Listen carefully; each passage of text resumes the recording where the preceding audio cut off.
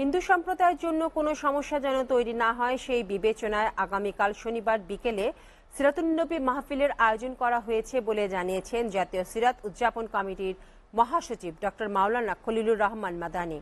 শনিবার বিকেলে রাজধানী সোহরাওয়ার্দী উদ্যানে দেশবরেণ্য ইসলামিক বক্তার উপস্থিত থাকবেন।